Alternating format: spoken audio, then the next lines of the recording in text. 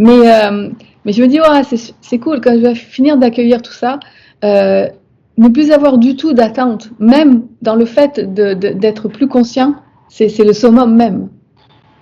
C'est le summum même, parce que tu fais waouh, t'es juste en train de découvrir que bon, ben là c'est pas ça, fait que j'accueille. Ah, bon, ben là c'est pas ça, et là j'accueille. Ah, là c'est ça, c'est cool. Mais dans les deux sens, c'est cool. Euh, c'est ça. C'est le mouvement perpétuel. À la fin, c'est ça qui devient intéressant.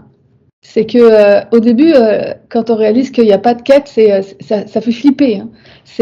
D'ailleurs c'est pour ça qu'on s'y accroche longtemps. Hein. Parce qu'on se dit il n'y a plus de sens à la vie, quoi. S'il n'y a plus de quête, on va faire quoi de notre vie, quoi. C'est ça. C'est vraiment ça qui a la clé, quoi. Je vais me faire chier longtemps, je vais m'emmerder toute la journée, je vais plus rien avoir, pas de projet, rien, même pas de sens profond à accomplir. Et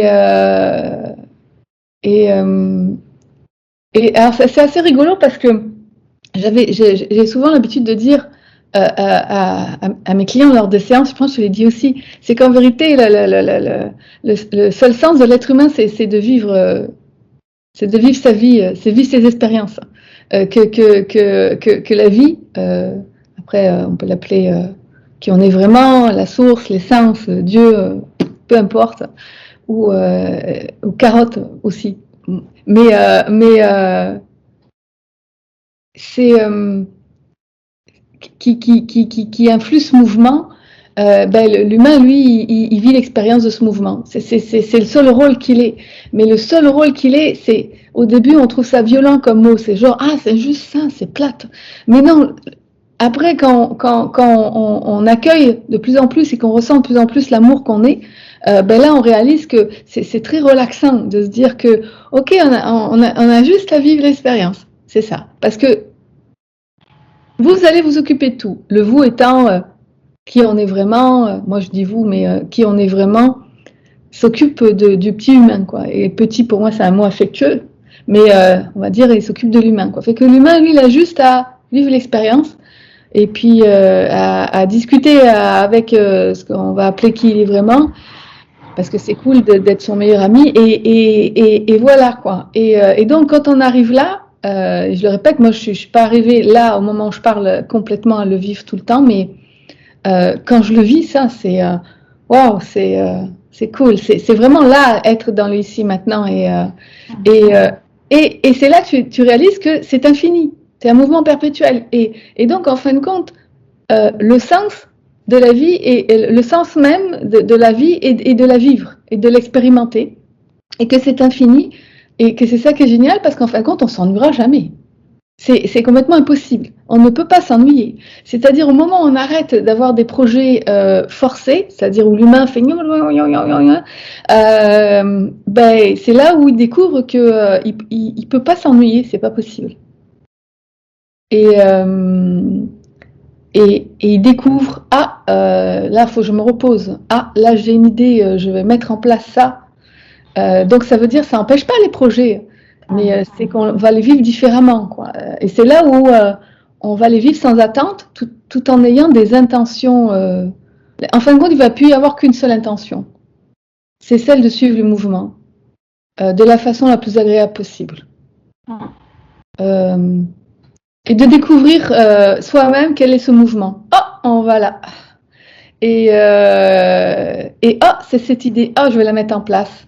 Et même... Et donc, on vit l'expérience de mettre en place des choses. Ça n'a pas marché. Qu'est-ce qu'on fait? Là, je panique. Je suis dans le champ de patates. J'accueille. Ça y est, ça va mieux. Et là, maintenant, je sais, je vais aller vraiment dormir. Je vais peut-être me faire une tasse de café.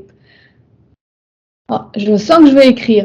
Mais après, tu n'es pas obligé, comme moi, d'avoir les paroles avant. Mais les faire. Il y a des fois où je les fais sans avoir les paroles avant, mais ce que je veux dire par là, c'est que là, on réalise que, mon Dieu, la vie est encore plus passionnante et encore plus riche lorsque on n'a pas de plan. Parce qu'il y a un plan, de toute manière. Un plan qui, en vérité, est un plan infini. C'est-à-dire même la vie a un plan sans avoir de plan, quoi. Dans le sens que actuellement il y a un plan dans le rêve qu'on vit qui est de se réveiller, c'est-à-dire de comment on peut vivre le rêve tout en étant réveillé, comment on peut vivre l'expérience humaine tout en ressentant l'amour qu'on est. C'est une autre façon de traduire. Ou comme tantôt, comment être dans le flow de façon la plus agréable possible et de s'accomplir sans a priori, sans jugement et avec un plaisir fou, quoi qu'il se passe et quoi qu'on fasse. Par exemple, le plaisir de manger entre amis, le plaisir d'être tout seul, le plaisir d'être au bord de la mer, le plaisir de... J'allais dire quelque chose qui peut paraître bizarre, mais ça peut être aussi le plaisir d'être en prison. Si à un moment donné, on est en prison, puis que d'un coup, on réalise quelque chose. Je suis sûre que Mandela, il a ressenti ça à un moment donné. Pas dans le sens qu'il était content d'être en prison, mais dans le sens qu'à un moment donné, il était content d'être en prison parce qu'à ce moment-là, ça lui a permis de réaliser quelque chose.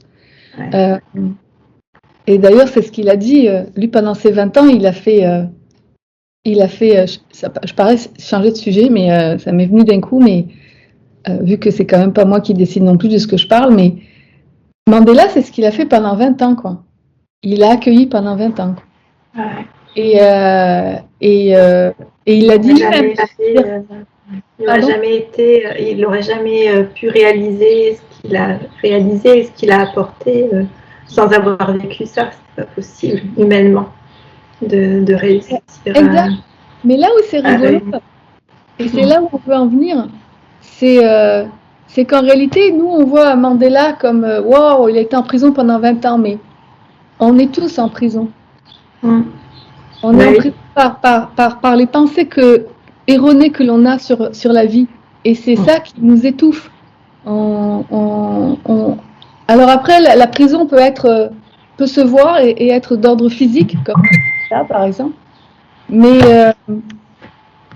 ceci étant dit, cette soif de liberté, elle vient simplement du fait que on pense être en prison.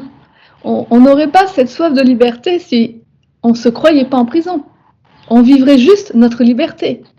Si les gens, et je m'inclus dedans, ok, peut-être plus maintenant comme ça, mais j'ai suffisamment vécu dans ma vie pour que tout ce que je raconte, je m'inclus dedans, en tant qu'humain, c'est que si on sait qu'on est libre, on ne le revendique pas. On n'arrête pas de dire qu'on veut être libre parce qu'on a vraiment, on se sent vraiment dans une prison.